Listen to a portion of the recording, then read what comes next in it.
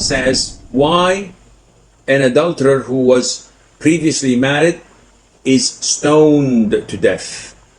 So maybe what Zayd is saying is, I understand that if a person is married and he commits adultery, that he should be stoned to death. I understand this.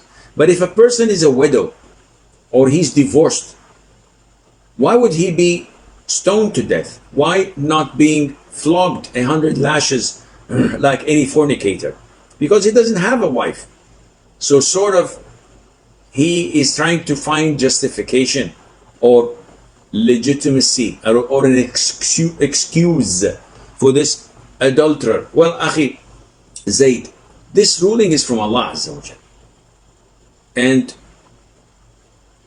it may not sound logical to you, but also it did not sound logical to Satan, to Iblis, when Allah ordered him to prostrate to Adam.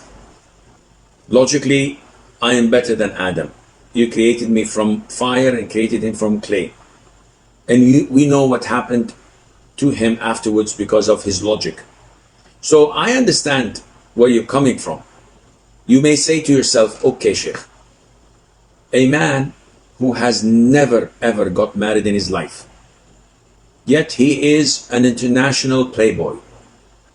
He fornicates with all women he meets. If he's caught red-handed, what to do?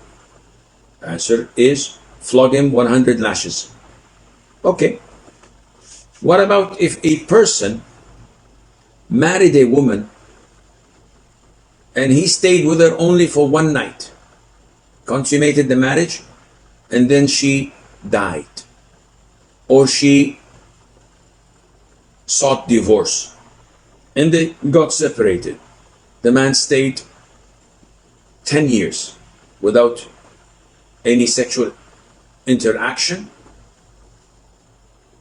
and then he fell into sin and had intercourse with a woman and was caught red-handed or confessed.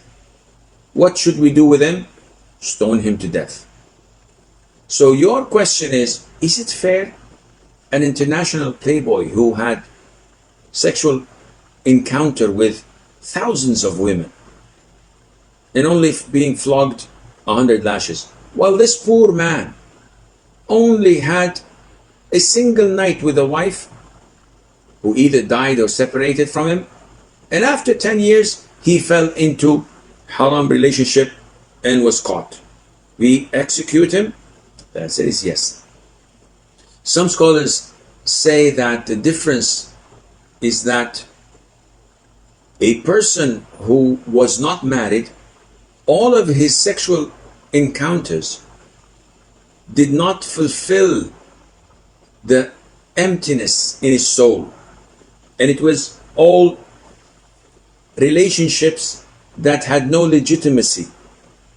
While a person who got married in a halal way and had intercourse with his halal wife, he tasted the meaning of marriage, and hence opting for haram like the one he did is a major sin that can only be cleansed by execution. This may sound logical and it may not.